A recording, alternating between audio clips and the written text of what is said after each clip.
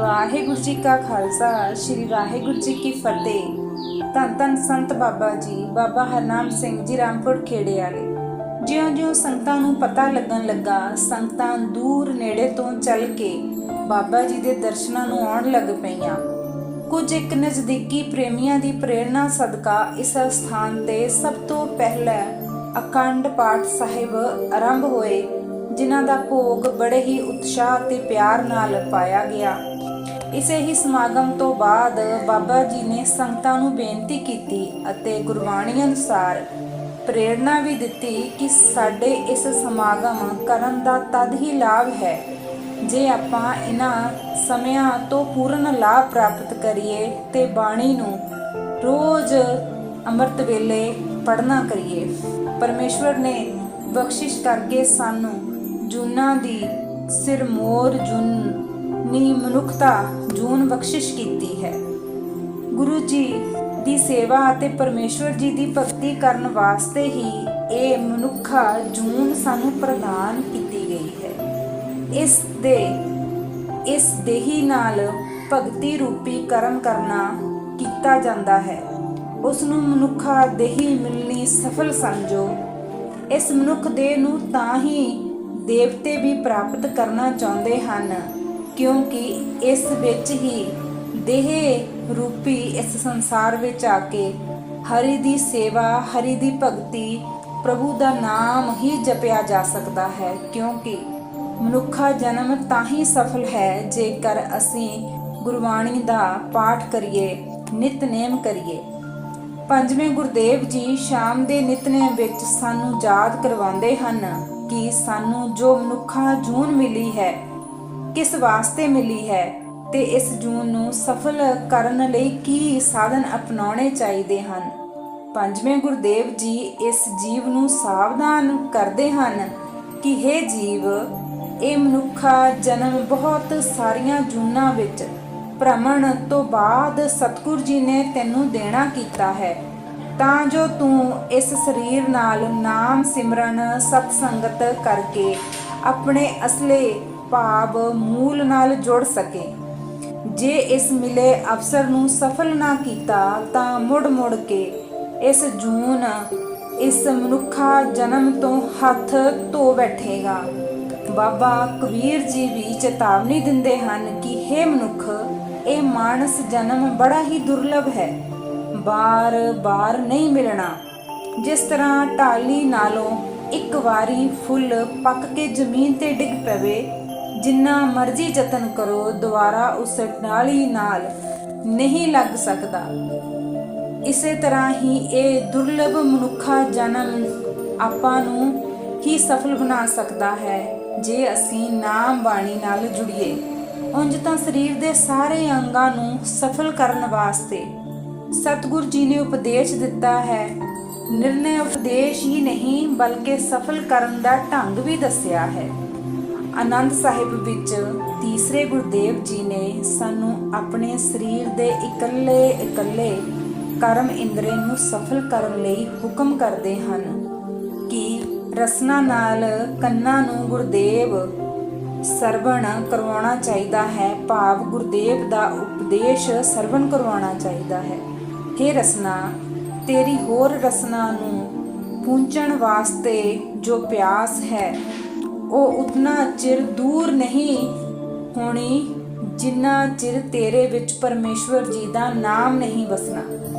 ਅੱਖਾਂ ਨੂੰ ਹਦਾਇਤ ਕਰਨੀ ਹੈ ਕਿ ਸਾਰੀਆਂ ਵਿੱਚ ਉਸ ਪਰਮੇਸ਼ਵਰ ਦੀ ਜੋਤ ਨੂੰ ਹੀ ਦੇਖਣਾ ਹੈ, ਕਿਉਂਕਿ ਇਹ ਜੋ ਸ੍ਰਿਸ਼ਟੀ ਹੈ ਸਭ ਹਰੀ ਪਰਮੇਸ਼ਵਰ ਦਾ ਹੀ ਰੂਪ ਹੈ।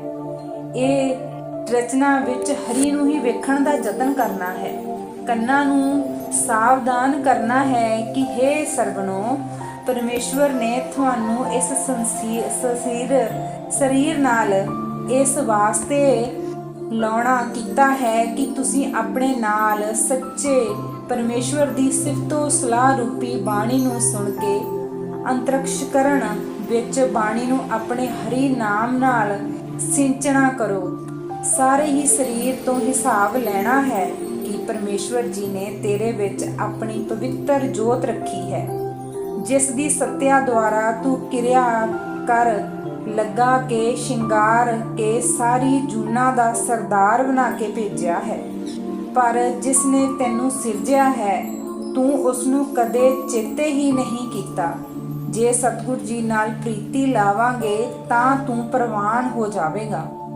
ਸਰੀਰ ਦੇ ਅੰਦਰ ਜੋ ਮਨ ਹੈ ਉਸ ਨੂੰ ਵੀ ਪ੍ਰੇਰਨਾ ਦੇਣੀ ਹੈ ਕਿ ਹੇ ਮੇਰੇ ਮਨ, ਚਤੁਰਾਈਆਂ ਨੂੰ ਛੱਡ ਦੇ। ਚਤੁਰਾਈ ਤਾਂ ਚਤੁਰਭੁਜ ਪਾਈਆ, ਚਤੁਰਾਈਆਂ ਨਾਲ ਉਸ ਪ੍ਰਭੂ ਦੀ ਪ੍ਰਾਪਤੀ ਨਹੀਂ ਹੋਣੀ। ਤਾਂ ਤੇ ਹੇ ਮੇਰੇ ਮਨ, ਚਤੁਰਾਈਆਂ ਦਾ ਤਿਆਗ ਕਰ। ਉਸ ਸੱਚੇ ਸਤਿਗੁਰ ਜੀ ਦੇ ਉਪਦੇਸ਼ ਨੂੰ ਗ੍ਰਹਿਣ ਕਰਕੇ ਉਸ ਦੀ ਕਮਾਈ ਕਰ। ਇਹੋ ਜਿਹੇ ਕੰਮਾਂ ਵੱਲ ਸਰੀਰ ਨੂੰ ਨਾ ਪ੍ਰੇਰਿਓ ਕਰੋ ਜਿਨ੍ਹਾਂ ਦੇ ਕਾਰਨ ਨਾਲ ਅੰਤ ਨੂੰ ਪਛਤਾਉਣਾ ਹੀ ਪੱਲੇ ਪਵੇ। ਭਾਈ ਗੁਰਦਾਸ ਜੀ ਵੀ 27ਵੀਂ ਵਾਰ ਦੀ 10ਵੀਂ ਪੌੜੀ ਵਿੱਚ ਸਰੀਰ ਦੇ ਸਾਰੇ ਅੰਗਾਂ ਨੂੰ ਤਾੜਨਾ ਭਰੀ ਲਾਹਨਤ ਪਾਉਂਦੇ ਹਨ ਕਿ ਜੋ ਅੰਗ ਸ੍ਰੇਸ਼ਟ ਕਰਮਾਂ ਦਾ ਤਿਆਗ ਕਰਕੇ ਭੈੜੇ ਪਾਸੇ ਲਿਜਾਂਦੇ ਹਨ, ਐਸੇ ਸਰੀਰ ਨੂੰ ਦਰਕਾਰ ਹੈ। ਉਸ ਦਾ ਇਸ ਦੁਨੀਆ ਤੇ ਆਉਣਾ ਨਿਸਫਲ ਹੈ।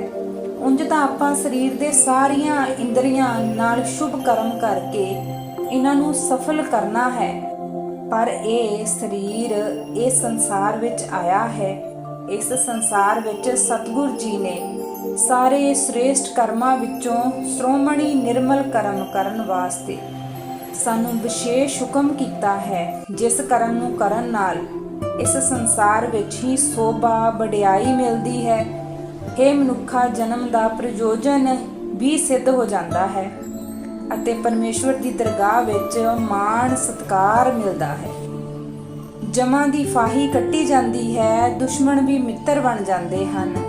ਤੇ ਪੰਜਵੇਂ ਪਾਤਸ਼ਾਹ ਹੁਕਮ ਕਰਦੇ ਹਨ ਕਿ ਹੇ ਜੀਵ, ਬਾਣੀ ਪੜ੍ਹਨੀ ਕਰਿਆ ਕਰ। ਗੁਰਦੇਵ ਪੰਜਵੇਂ ਸਤਿਗੁਰ ਜੀ ਫਰਮਾਉਂਦੇ ਹਨ ਕਿ ਮਨੁੱਖ ਸਵੇਰ ਤੋਂ ਸ਼ਾਮ ਅਤੇ ਸ਼ਾਮ ਤੋਂ ਅਗਲੀ ਸਵੇਰ ਤੱਕ ਅਨੇਕ ਤਰ੍ਹਾਂ ਦੇ ਔਖੇ ਕੰਮ ਕਰੀ ਜਾਂਦਾ ਹੈ, ਪਰ ਇਸ ਪਾਸੋਂ ਪਰਮੇਸ਼ਵਰ ਦਾ ਨਾਮ ਜਪਣਾ ਰੂਪੀ ਇੱਕ ਕਾਰਜ ਨਹੀਂ ਹੁੰਦਾ। ਕੋਈ ਬਿਰਲਾ ਮਨੁੱਖ ਹੀ ਕਲਿਆਣ ਕਰਨ ਨੂੰ ਸਮਰੱਥ ਇਹ ਸ੍ਰੇਸ਼ਟ ਕਾਰਜ ਕਰਦਾ ਹੈ। ਸੰਸਾਰ ਵਿੱਚ ਜਿੰਨੇ ਵੀ ਪੁੰਨ ਦਾਨ, ਜਪ ਤਪ, ਸੰਜਮ ਤਥਾ ਸ੍ਰੇਸ਼ਟ ਕਰਮ ਕਰਨੇ ਹਨ, ਸਭ ਤੋਂ ਸ਼੍ਰੋਮਣੀ ਤੇ ਸ੍ਰੇਸ਼ਟ ਤੇ ਕਲਯੁਗ ਵਿੱਚ ਫਲਦਾਇਕ ਪ੍ਰਭੂ ਦਾ ਪਿਆਰਾ ਨਾਮ ਹੀ ਹੈ।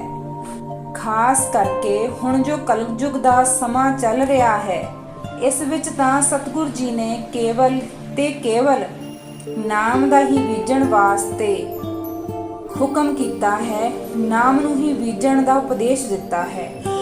ਲੁਕਾਈ ਨੂੰ ਸੁਚੇਤ ਵੀ ਕੀਤਾ ਹੈ ਕਿ ਮਤਾ ਹੋਰਨਾਂ ਕਰਮਾਂ ਧਰਮਾਂ ਵਿੱਚ ਪੈ ਜਾਵੋ, ਕਿਉਂਕਿ ਇਹਨਾਂ ਦੇ ਕਾਰਨ ਹੁਣ ਸਮਾਂ ਨਹੀਂ ਹੈ ਜੋ ਭਰਮ ਭੁਲੇਖੇ ਵਿੱਚ ਨਹੀਂ ਪੈਣਾ, ਸਿਰਫ ਪ੍ਰਭੂ ਦੀ ਭਗਤੀ ਦਾ ਹੀ ਕਰਮ ਕਰਨਾ ਹੈ।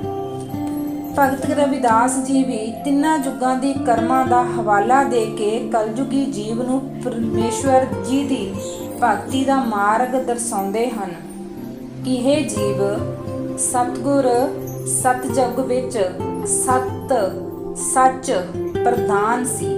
ਤ੍ਰੇਤੇ ਵਿੱਚ ਜਗ ਕਰਨੇ ਅਤੇ ਦੁਆਪਰ ਵਿੱਚ ਪੂਜਾ ਆਦਿਕ ਕਰਮਾਂ ਦਾ ਖਲਾਸੀ ਹੋ ਜਾਂਦੀ ਸੀ। ਇਹ ਤਿੰਨਾਂ ਯੁੱਗਾਂ ਦੇ ਤਿੰਨ ਪ੍ਰਧਾਨ ਕਰਮ ਸਨ, ਪਰ ਹੁਣ ਕਲਯੁਗ ਦਾ ਸਮਾਂ ਹੈ। ਇਸ ਵਿੱਚ ਕੇਵਲ ਪਰਮੇਸ਼ਵਰ ਜੀ ਦੇ ਨਾਮ ਜਪਣ ਨਾਲ ਹੀ ਜੀਵ ਦਾ ਉਧਾਰ ਹੋਣਾ ਹੈ।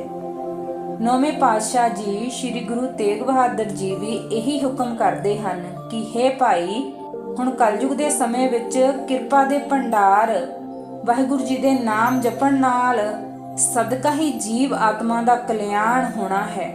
ਇਹ ਗੱਲ ਦਾ ਵੇਦ ਵੀ ਕਹਿੰਦੇ ਹਨ ਅਤੇ ਹੋਰ ਕਰਮ ਧਰਮ ਨਾਮ ਦੀ ਬਰਬਤਾ ਵੀ ਕਰਦੇ ਹਨ। ਤੀਜੇ ਗੁਰਦੇਵ ਜੀ ਕਲਯੁਗ ਦੇ ਸਮੇਂ ਵਿੱਚ ਨਾਮ ਜਪਣ ਨੂੰ ਹੀ ਪ੍ਰਧਾਨਤਾ ਦਿੰਦੇ ਹਨ। ਹੁਕਮ ਕਰਦੇ ਹਨ ਕਿ ਜਤ ਰੱਖਣਾ, ਇੰਦਰੀਆਂ ਨੂੰ ਰੋਕ ਕੇ ਤੀਰਥ ਕਰਨੇ ਆਦਿ ਇਹ ਧਰਮ ਦੀ ਮਰਿਆਦਾ ਚੱਲੀ ਆਉਂਦੀ ਹੈ। ਪਰ ਹੁਣ ਕਲਯੁਗ ਵਿੱਚ ਕੇਵਲ ਇੱਕੋ ਹਰੀ ਦੇ ਗੁਣ ਗਾਉਣੇ, ਭਾਵ ਨਾਮ ਜਪਣਾ ਹੀ ਆਤਮਾ ਦੇ ਉਧਾਰ ਦਾ ਇੱਕੋ ਇੱਕ ਸਾਧਨ ਹੈ। ਪੰਜਵੇਂ ਸਤਿਗੁਰੂ ਸ੍ਰੀ ਗੁਰੂ ਅਰਜਨ ਦੇਵ ਜੀ ਸਾਡੇ ਕਲਯੁਗੀ ਜੀਵਾਂ ਦੇ ਉਧਾਰ ਲਈ ਉਪਦੇਸ਼ ਦਿੰਦੇ ਹਨ ਕਿ ਕਲਯੁਗ ਦੇ ਇਸ ਸਮੇਂ ਵਿੱਚ ਕੇਵਲ ਨਾਮ ਜਪਣ ਨਾਲ ਹੀ ਉਧਾਰ ਹੋ ਸਕਦਾ ਹੈ। ਚੌਥੇ ਸਤਿਗੁਰੂ ਸ੍ਰੀ ਗੁਰੂ ਰਾਮਦਾਸ ਜੀ ਵੀ ਆਪਣਾ ਅਟਲ ਫੈਸਲਾ ਸੁਣਾਉਂਦੇ ਹਨ ਤੇ ਚੇਤਾਵਨੀ ਵੀ ਦਿੰਦੇ ਹਨ ਕਿ ਕਲਯੁਗ ਦੇ ਸਮੇਂ ਵਿੱਚ ਨਾਮ ਦੇ ਬੀਜ ਨੂੰ ਬੀਜਣ ਦੀ ਥਾਂ ਕਰਮਾਂ ਧਰਮਾਂ ਦੇ ਬੀਜ ਬੀਜੇਦੇ ਹਨ। ਭਾਵ ਨਾਮ ਨੂੰ ਛੱਡ ਕੇ ਹੋਰ ਫੋਕਟ ਕਰਮ ਕਾਂਡਾਂ ਦੀ ਧਾਰਨੀ ਬਣੀ ਜਾਂਦੇ ਹਨ। ਇੰਜ ਜਾਣ ਲਵੋ ਕਿ ਉਹਨਾਂ ਦੇ ਲਾਭ ਤਾਂ ਹੀ ਖੱਟਣਾ ਮਿਲੇਗਾ ਜੋ ਸਵਾਸਾਂ ਰੂਪੀ ਪਰਮੇਸ਼ਵਰ ਨੂੰ ਮੂਲ ਰੂਪ ਵਿੱਚ ਦਿੱਤੀ ਹੋਈ ਵਿਅਰਥ ਨਾ ਗਵਾਈਏ। ਭਾਵ ਨਾਮ ਜਪੀਏ, ਹਮੇਸ਼ਾ ਜਪੀਏ, ਦਿਨ ਰਾਤ ਜਪੀਏ, ਸਵਾਸ ਜਪੀਏ। ਵਾਹਿਗੁਰੂ ਜੀ ਕਾ ਖਾਲਸਾ, ਵਾਹਿਗੁਰੂ ਜੀ ਕੀ ਫਤਿਹ।